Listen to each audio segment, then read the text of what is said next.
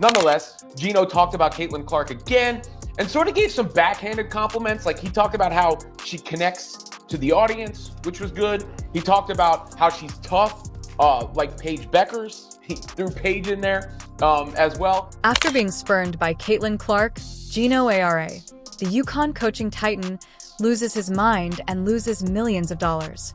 He originally rejected CaitlinClark, saying she lacked the necessary skill set for the WNBA, while she transforms Iowa into a basketball powerhouse.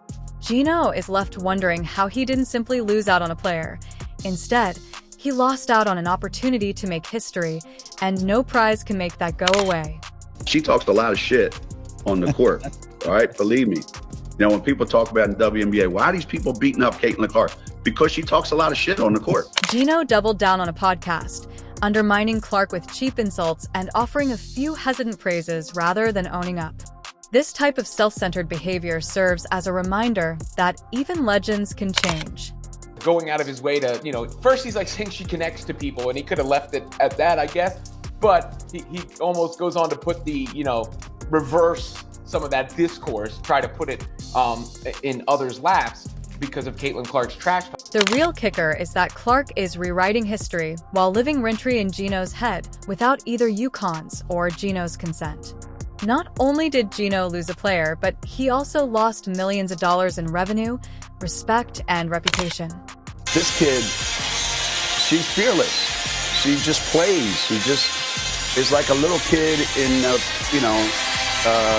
driveway playing with her friends. Yeah, she's unique in that way. But in terms of what she's doing, people have short memory. Yeah, I've seen it before. Auriemma continued by delving into what makes Clark so unique in the current basketball scene, her fearlessness. He clarified that many players in this day and age pause because they fear the repercussions of a poor choice or a missed shot.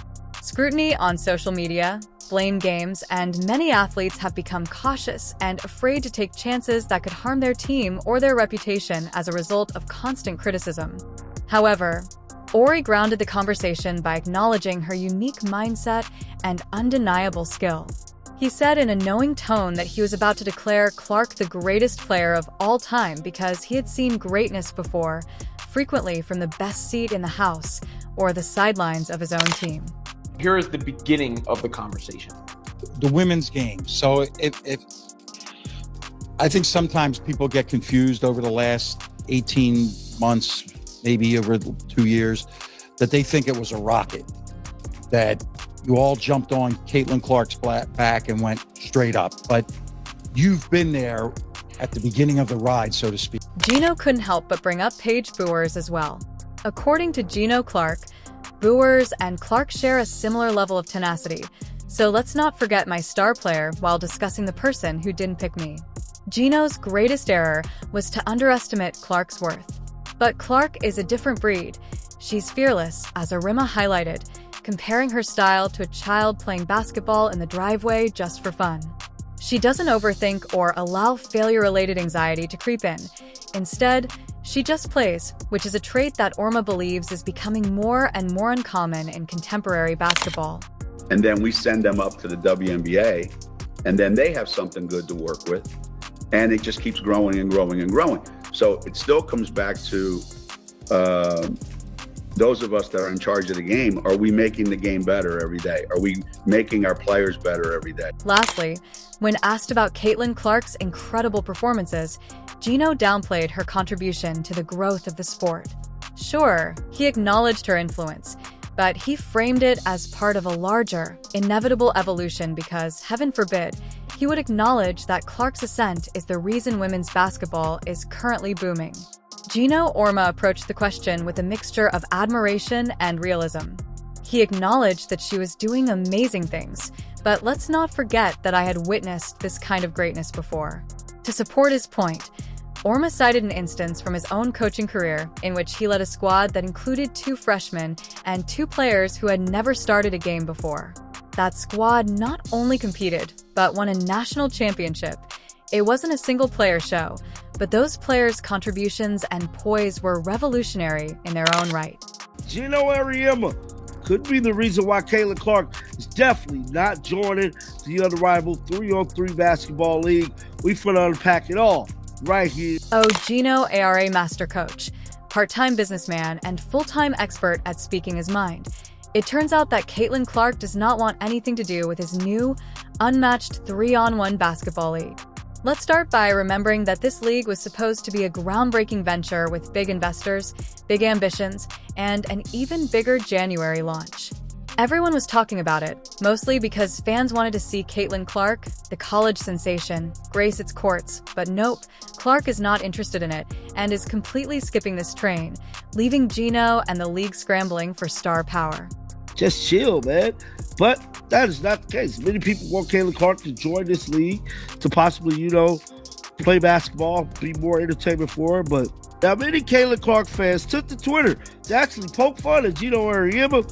Let's pull up some of the tweets. Now, why would Clark decline such a fantastic chance? Let's go back to Gino's most memorable public relations moment on the Dan Patrick Show. In his wisdom, Auriemma called Clark's fanbase delusional for daring to suggest that she could dominate the WNBA. He went further to say that she lacked the physicality to succeed in the league, and if that wasn't enough, he added some jabs about how foolish these fans were for promoting her as the next Diana Taurasi genius strategy. Gino insulted the biggest attraction in women's basketball and her ardent supporters. She doesn't need to play for that whack job. She should just buy Unrivaled League. Exactly. Kayla getting that type of bag. Sissy probably isn't this vindictive, but if it was me, if they wanted me outside, I'll demand a full retraction and apology from Gino for his comments on the Dan Patrick Show. Twitter is a battleground for mockery and sarcasm. Why would Caitlin perform for someone who doesn't believe she is capable of handling physical contact? It doesn't help that Gino isn't just a remote consultant in this league. He's a part owner, and his connection is now viewed as a huge red flag. One fan said, she should just buy the league and rename it Unrivaled Genius Ouch. The league is preparing for a big January launch, but without Clark, it's looking more like a belly flop. Clark's decision to stay out of this league isn't just about saving face. It's a direct middle finger to Gino's remarks. She doesn't need his league, and she certainly doesn't need to deal with the backlash of supporting someone who minimized her talent on a national stage. Gino most likely believed he was untouchable, but now his words are haunting him with empty seats and diminishing for someone who takes great pride in his decades-long career. It's amazing how quickly he was able to destroy his own reputation with a few hurtful remarks. For example, when Gino appeared on the Dan Patrick Show, he called Clark's fans delusional and stupid for having the audacity to suggest that she could dominate the WNBA. But he didn't stop there. Gino also included some expert analysis, stating that Clark didn't have the physique for the league and would find it difficult to handle its physical demands. Yes, Gino, since disparaging the most marketable female basketball star is a smart business strategy. Caitlin has better things to do. Why does he want a player he doesn't think has the physicality? To exacerbate the situation, he stated, Gino's own words are being thrown back at him. Paige Buers, another rising star in the WNBA, acknowledged that her game might translate better than Caitlin's, but let's face it, this isn't about skill sets or physicality. Rather, it's about Gino shooting himself in the foot twice and then wondering why no one wants to play ball with him. Meanwhile, the league's future without Clark looks as solid as a house of cards in a windstorm. Sure, they have some big names like Angel Ree, but let's not pretend she can carry the league alone. And you're a great college player, like Caitlin was, the delusional fan base that follows her disrespected the WNBA players by saying she's going to go in that league and tear it apart. There were actually odds on she's third or fourth in betting odds on being MVP at the WNBA. Geno Auriemma hasn't been enjoying himself lately. Gino is frustrated because CaitlinClark, the golden child of college basketball, reportedly rejected his vision or his entire league, depending on who you ask. It's not just about basketball. It's about the millions he could have made if Clark had lived up to the outrageous hype surrounding her. Before she even dribbled on a pro court, Fans declared her the league's savior, and they were betting on her to win MVP. Naturally, Gino saw this as a fantastic chance to become the league's new face, receive incessant endorsements, and, let's face it, greatly enhance his personal brand. But reality had other ideas. How do you think Clark is handling this? I think she's handling great. I think she talks a lot of and she gets a lot of back. So she deserves everything she gets because she gives it as good as she gets. It now. Gino is out here complaining about naive fans who are hyping Clark to impossible heights. He says the WNBA players are attacking her emotionally as well as on the court because they felt disrespected when she dominated them on the first day. And let's not forget the whole, not built for this little thing situation. Gu is watching the millions associated with Clark's rookie season evaporate more quickly than her defenders can double-team her, while Gino claims that Clark isn't tough or quick enough to withstand WNBA roughness. This seems like a polite way of saying that she's making me look bad.